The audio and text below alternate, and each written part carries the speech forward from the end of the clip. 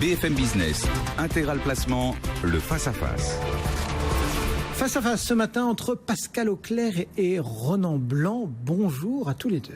Bonjour. Pascal Auclair, donc pour la Française AM, Ronan Blanc pour la financière Arbevel.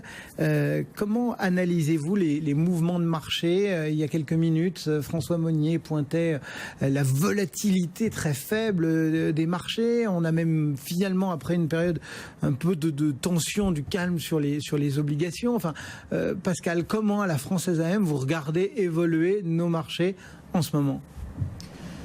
On les trouve très calés sur les fondamentaux, donc ça nous réjouit et je pense que ça explique une partie de cette compression de la volatilité. Vous avez quand même, depuis quelques mois, une conjonction de facteurs fondamentaux extrêmement favorables sur l'ensemble des marchés à risque et des marchés actions en particulier, avec de très bonnes surprises instantanées macroéconomiques partout dans le monde, sans exception, de très bonnes perspectives matérialisées par les enquêtes et les indicateurs de confiance. Donc non seulement c'est bien à l'instant T, mais quand on se projette un peu dans les quelques mois à venir, on a le sentiment que les indicateurs avancés confortent cette bonne dynamique. Voilà, donc ça c'est vrai pour à la fois le redressement des niveaux de croissance et en même temps l'ajustement, la normalisation des niveaux de prix et d'inflation, et c'est vrai sur toutes les zones simultanément.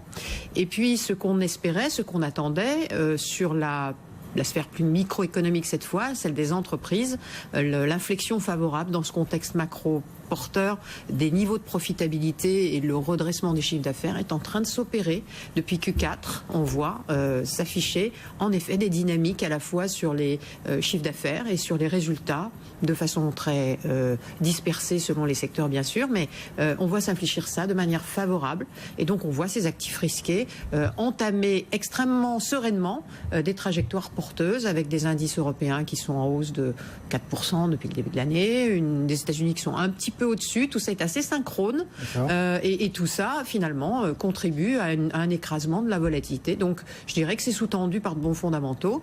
Voilà, et par-dessus tout ça, vous avez bien sûr de temps en temps des petits pics de volatilité qui sont liés à un risque qu'on a pratiqué toute l'année dernière et qu'on va continuer à pratiquer cette année, qui est celui du risque politique. Bon, on va développer tout cela. Ce sentiment que Pascal nous propose, vous le partagez, cette analyse, vous la partagez, la financière Arbevel? C'est vrai que la bonne nouvelle de ces derniers mois, c'est cette resynchronisation des cycles de croissance avec les pays développés d'un côté et les pays émergents de l'autre.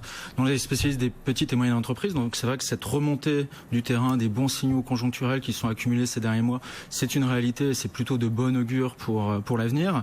Le petit point de crispation, effectivement, le risque politique qui est fortement présent, notamment chez nous, mais aussi peut-être un peu trop de confiance des investisseurs aux États-Unis sur le cycle monétaire à venir.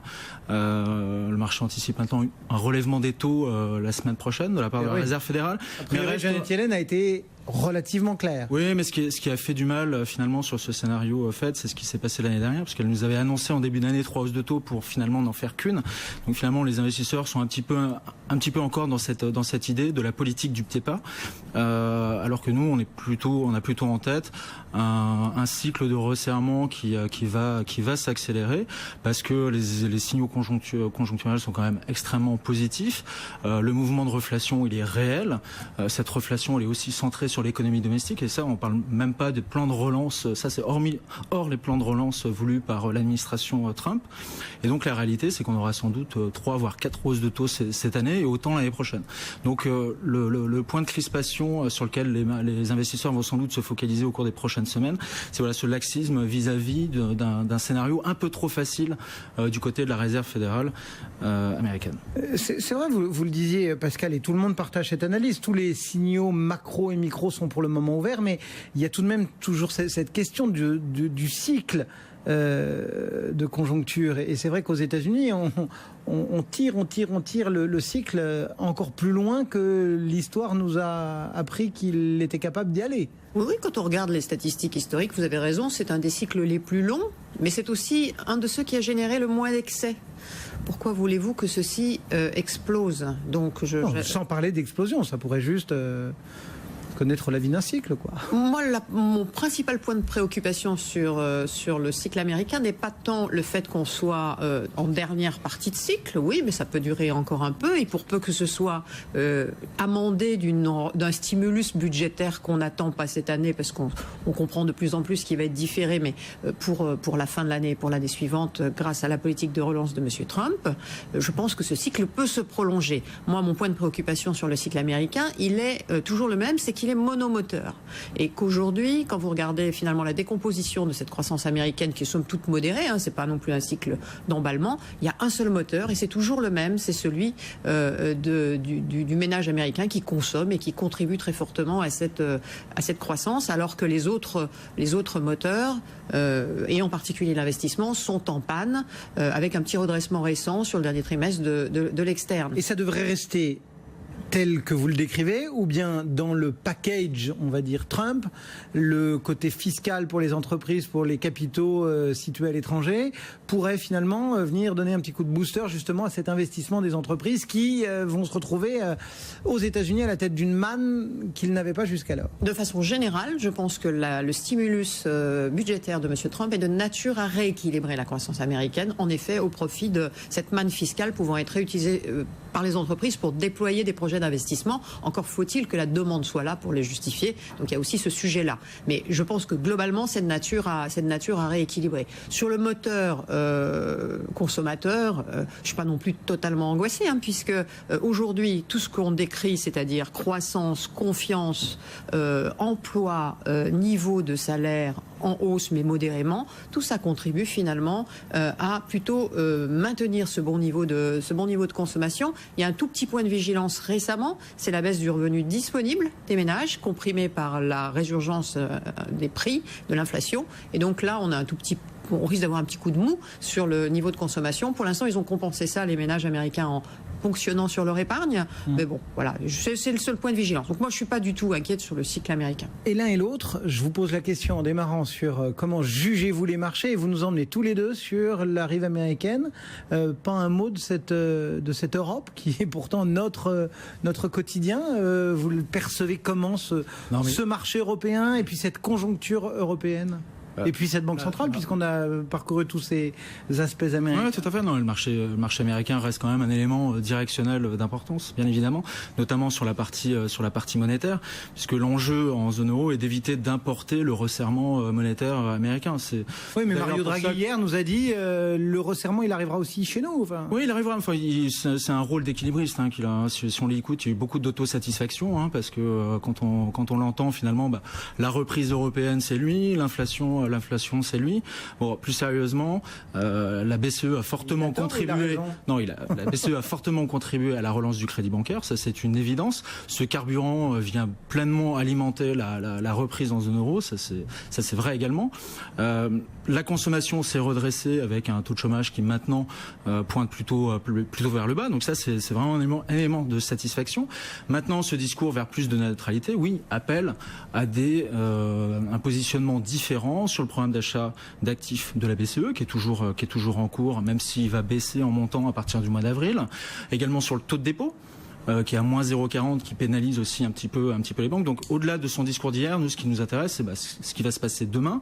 Nous, on pense que ce taux va remonter vers les 0,25, qui vont annoncer un recalibrage de leur programme d'achat d'actifs. La question est plus de savoir s'ils vont le faire en septembre ou en juin. Donc on sait qu'on a cette incertitude politique vis-à-vis notamment des élections en France. Mais si on n'a pas de scénario catastrophique au mois de mai, il n'est pas impossible que la BCE nous annonce des choses de ce point de vue-là en juin. La dynamique de croissance en zone euro, elle a gagné en homogénéité. Donc ça, c'est la vraie satisfaction. On a pu le moteur allemand d'un côté et le reste de la zone. Mais il y a des tensions qui apparaissent et qui sont plus que naissantes en Allemagne, des petites et moyennes entreprises qui disent qu'elles ont du mal à recruter, des négociations salariales qui sont en hausse. Ça n'a rien à voir avec les niveaux qu'on vit aux États-Unis, mais on est sur des progressions quasiment de 3%, donc c'est quand même nouveau pour l'Allemagne. Et il est vraisemblable que si ce momentum conjoncturel s'affirme au cours des prochains mois en zone euro, ça va être de plus en plus compliqué pour Mario Draghi de maintenir un consensus relativement mou sur le maintien d'une politique monétaire qui reste quand même très offensive. D'autant qu'en plus des voix, entre guillemets, estampillées Bouba, on a vu par exemple la Fédération des banques allemandes également qui poursuit son travail de sape sous Mario Draghi, Pascal. Oui, c'est une vraie bonne nouvelle qu'on inverse le cycle monétaire. Hein. C'est absolument indispensable. On a l'air de vivre ça, enfin, certains ont l'air de vivre ça comme une sorte d'épée de Damoclès et une angoisse. Franchement. Non, mais il y a un peu de psychologie. Je ne sais plus qui avait lancé ce chiffre-là, enfin, ce constat-là. C'est que sur le marché, on n'a presque pas d'opérateurs qui ont connu des phases de hausse de taux, enfin, des politiques monétaires restrictives. Parce que vous choisissez pas les bons. Si vous êtes sur le plateau. Non, mais franchement, il y en a quelques-uns. Dans les salles de marché, voilà. Oui, la population jeune n'a vécu que ce grand cycle d'écrasement des rendements. Ceux qui ont connu le début des années 90 et avant savent ce qu'est une...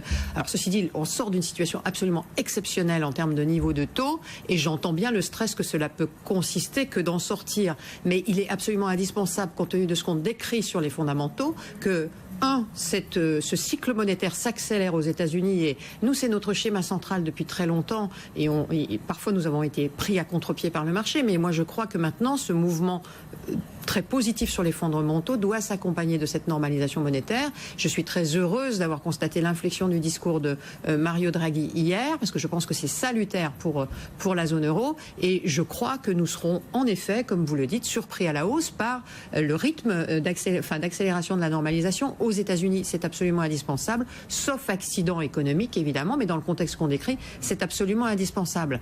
Et moi, je pense que ça contribue à la modération de l'envolée des rendements longs. C'est-à-dire que si les banquiers centraux ne font pas ça, si d'aventure ils étaient ce qu'on appelle behind the curve, c'est-à-dire en retard par rapport à cette dynamique à la fois des prix et de la croissance, ce serait de nature au contraire à fragiliser la sphère obligataire et à provoquer des flambées sur les rendements. On le voit très très bien, hein. Ces mouvements s'opèrent sur les parties courtes de courbe. Donc ce qu'on a vu aux États-Unis, c'est principalement ça, et c'est probablement ce qui va se produire sur la courbe européenne. Regardez le mouvement absolument hallucinant qu'on vient de vivre sur le Schatz et sur le bubble allemand. C'est incroyable de voir ces rendements. Sur le Schatz, c'est le 2 ans et le 5 ans allemand, excusez-moi.